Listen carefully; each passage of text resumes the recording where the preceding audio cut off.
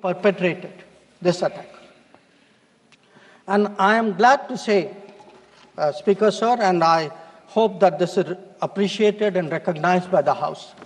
If you look at the Security Council statement of 25 April, the members of the Security Council condemned in the strongest terms the terrorist attack. They affirmed terrorism in all its forms and manifestations constitute one of the most serious threats to international peace and security.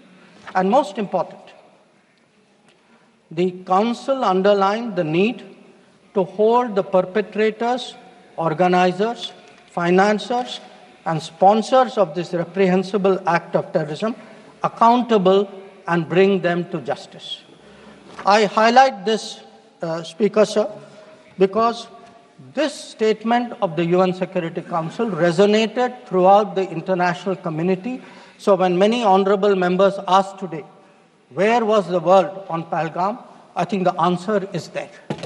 The answer is there in a Security Council statement which says hold them accountable, bring them to justice, and that is exactly what we did through Operation Sindoor. Now, I also want, Honorable Speaker Sir, through you, to bring to the attention of the House a very interesting development pertaining to the TRF, the Resistance Front.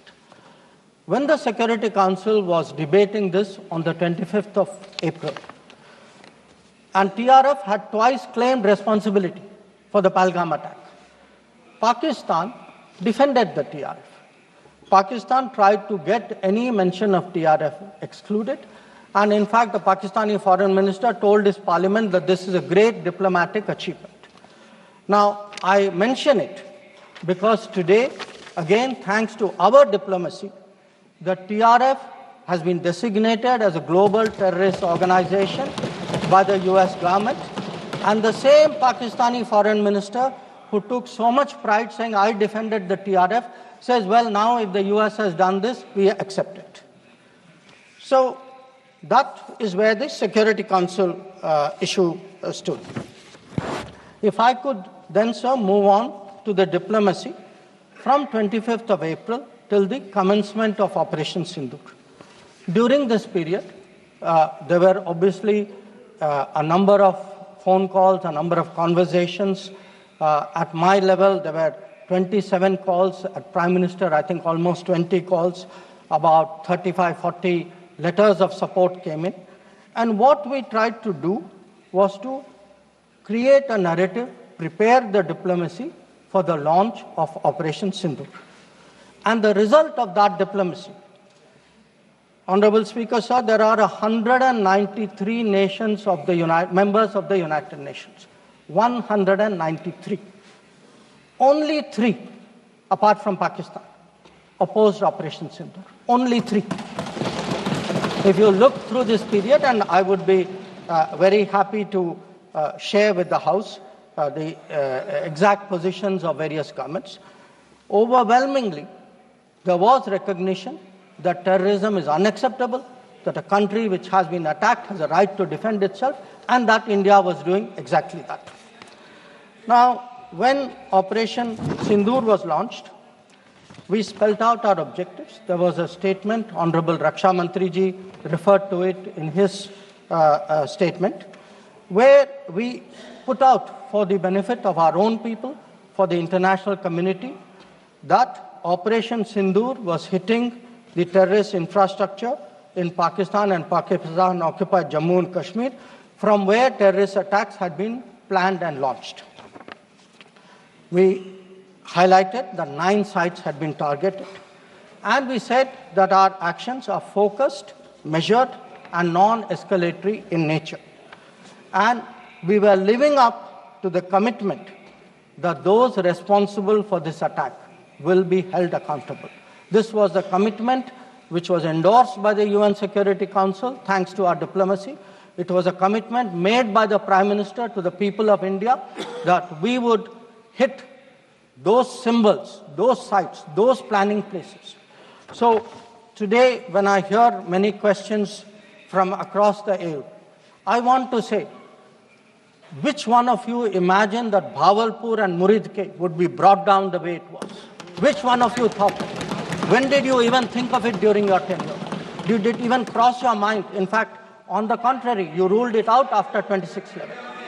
So I think our objectives are very clear. We wanted to send a message to the terrorists. We wanted to send a message to Pakistan that do not continue this support for terrorism.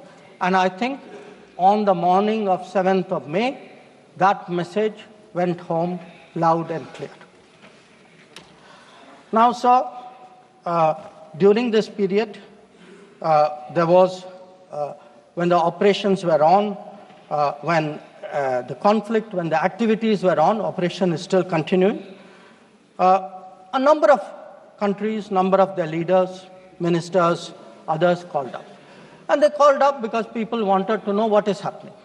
People wanted to know what is the thinking of India. People wanted to understand what we are doing.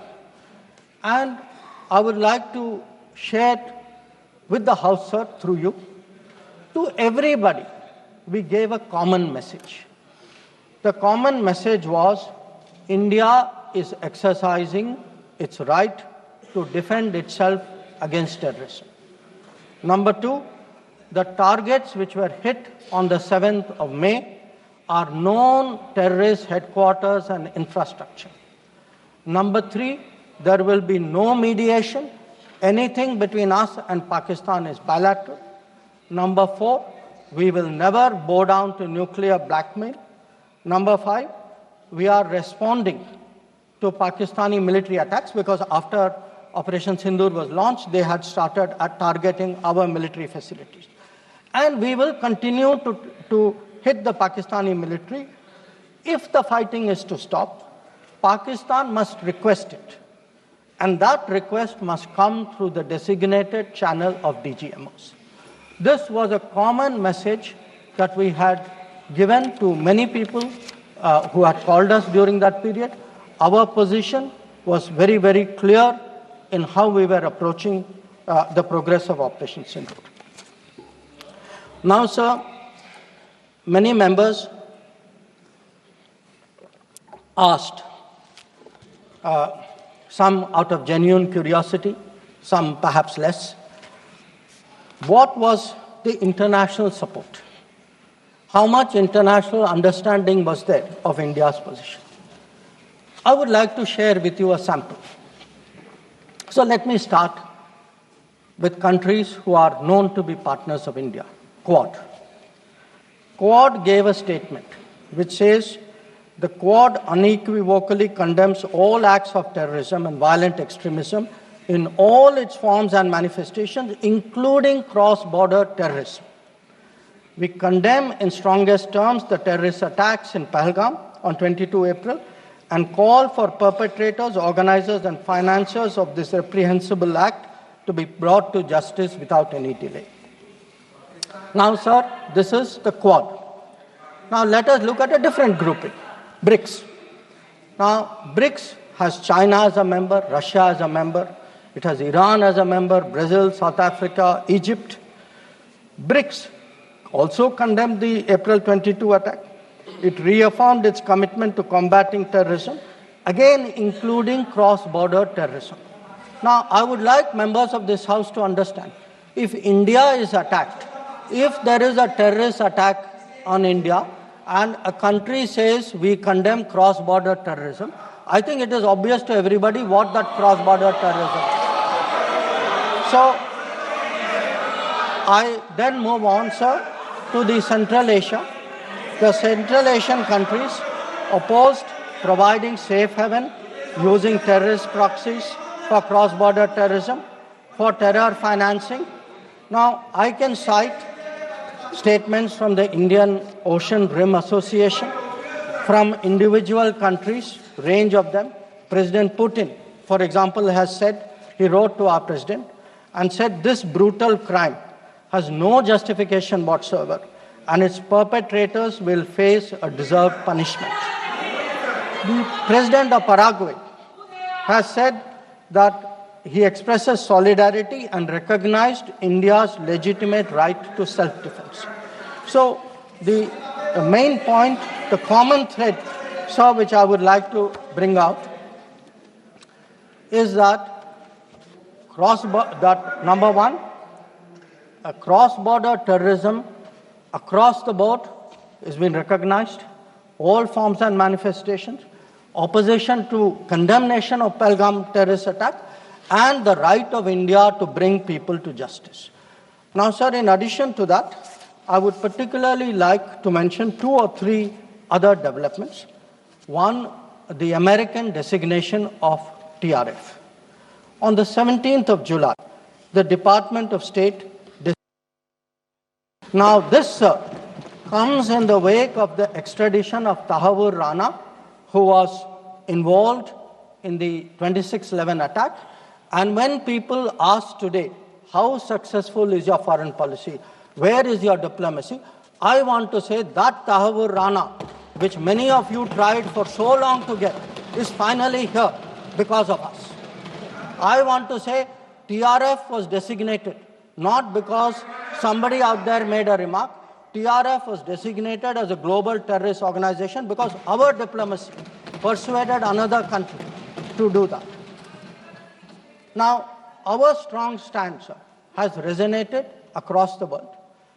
I was some time ago in Germany, and standing next to me, the German foreign minister said, India has every right to defend itself against terrorism, and Germany will support this fight against terrorism. Similar position has been taken by France. Similar position has been taken by the European Union. So, what I would like to highlight, sir, is that today, where Operation Sindoor is concerned, there has been, the world sees what it is about. The world realizes this is a fight against terrorism. It is felt that India has acted responsibly but firmly. Now, I would like, sir, to address one particular aspect because some members have brought it up. And this is regarding the US activity during this period. Sir, I'd like to inform the House that on the 9th of May, Vice President J.D. Vance called the Prime Minister, warning of a massive Pakistani attack in the next few hours. Prime Minister, in his response, made it very clear that if such an attack happens, it would meet with an appropriate response from our side. Now, sir, that attack took place and was foiled by our armed forces, and I think the House should collectively appreciate the performance of the armed forces in foiling what was a massive attack on the 9th and 10th of May. Now, our response, which the Prime Minister promised, was delivered, and it was delivered with devastating effect. I don't have to say anything. Every member has seen satellite pictures of Pakistani airfields. You can see from the state of those airfields, which shown by the pictures, what was our answer. Now, on the 10th of May, we received phone calls sharing the impression of other countries that Pakistan was ready to cease the fighting. Our position was, if Pakistan was ready, we needed to get this as a request from the Pakistani side through the DGMO channel. That is exactly how that request came. Now, I want to make 2 things very clear, sir. One, at no stage in any conversation with the United States was there any linkage with trade and what was going on. Secondly, please listen. Secondly, there was no call between the Prime Minister and President Trump from the 22nd of April, when President Trump called up to convey his sympathy, and the 17th of June, when he called up Prime Minister in Canada to explain why he could not meet. So I would again, मैं इसको दोहराता हूँ, 22 अप्रैल से 17 जून तक। माननीय अध्यक्ष जी, मेरी एक बात की आपत्ति है, भारत देश का शपथ लिया हुआ विदेश मंत्री यहाँ स्टेटमेंट कर रहा है, उस पर भरोसा नहीं है, उनको किसी और देश पर भरोसा है। मैं समझ सकता हूं उनकी पार्टी में विदेश का महत्व क्या है, मगर इसका मतलब ये तो नहीं है पार्टी की सारी चीजें यहां सदन में आकर थोपे। भारत के विदेश मंत्री पर भरोसा नहीं करोगे? ओथ लिया हुआ व्यक्ति यहां पर बोल रहा है, ही इज रिस्पॉन्सिबल। माननीय अध्यक्ष जी, इसीलिए ये वहां बैठे हैं और 20 साल तक वहीं बैठने वाले हैं।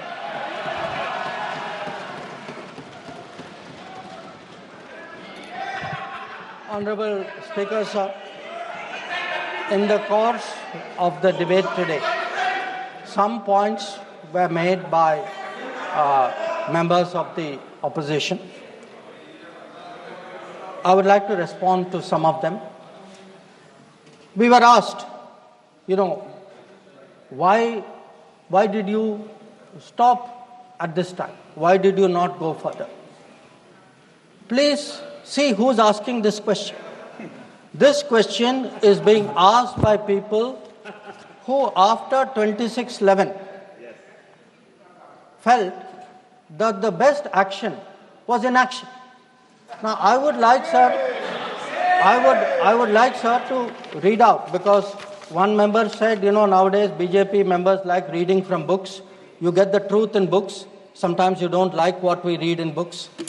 So let me read out, sir, 2 excerpts from a book by the National Security Advisor of the UPA government. After 26/11, a chapter, this is a book called Choices. He says, on sober reflection and in hindsight, I now believe the decision not to retaliate militarily, but to concentrate on diplomatic, covert and other means was the right one for that time and place. This is what he says. But did he even do that? Because 26/11 happened in November of 2008. What was the reaction? The reaction was Sharm el-Sheikh. Was that diplomatic? Was it covert? Was it military? Now, what did Sharm el-Sheikh do? In Sharm el-Sheikh, the then government and the Pakistani Prime Minister agreed terrorism is a main threat to both countries. First, Chinese military supplies went to Pakistan. When did nuclear collaboration start? 1976. 1976, when Bhutto arranged for China, Pakistan to get together on this. And in 1980s, when Prime Minister Rajiv Gandhi was visiting China and Pakistan, that was when the nuclear collaboration was at its height. Now, let me go further. You will say, why are you talking history? So let me bring this further up. 2005, Pakistan-China Treaty of Friendship and Cooperation. 2006, Pakistan-China Free Trade Agreement. 2013, handing over of Gwadar to China, Gwadar port to China. May 2013, announcement of China-Pakistan Economic Corridor. So, sir, we are getting warnings about a US-China, Pakistan-China collaboration, when this collaboration has been going on for 60 years. Now, let me also address 2 other points. There was a reference made to IMF that, why did you not stop? Why did you not stop? आपने सवाल उठाया तो जवाब भी सुनना पड़ेगा.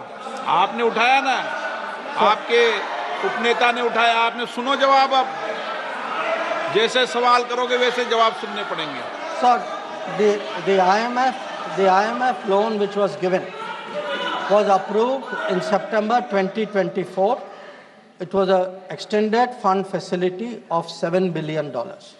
Now, sir, the House should know, Pakistan is a serial borrower from the IMF. I think 16 or 17 times they have taken IMF package. Now, very interesting comparison, sir. In 2008, Pakistan got a standby arrangement of $9.70 billion. In 2013, it got another one of $5.9 billion. So the very people who are concerned today at a 7 billion package should remember a 15 billion package went through for Pakistan during that tenure. Now, reference was made, sir, to FATF. I want to say the longest period that Pakistan has been under FATF grey list has been under the tenure of the Modi government. During the Modi government, from 2018 to 2022, 1,576 days, Pakistan was in the grey list. Yes, they were in the grey list earlier also. I am not denying that. It was for a shorter period. But I again want the House to appreciate that the FATF meeting in May 2025 has kept Pakistan in the enhanced follow-up category, recognizing that the compliance of Pakistan is only partial. Now, sir, so much for Pakistan. Some members also raised issues pertaining to China. So I would like to spend a few minutes on that. So I would first like the House to appreciate, because today we are getting these lectures saying China is a great danger, China, Pakistan are together, we are warning you. So what does the Congress party really think about China? Don't go by what they say. Let us see what they did. In 2005, China was designated as a strategic partner during Prime Minister Wen Jiabao's visit to India. Strategic partner. And there is a concept, very famous concept called Chindia, sir, a belief that China and India have common interest. And the main proponent of Chindia is the party spokesman of the people opposite.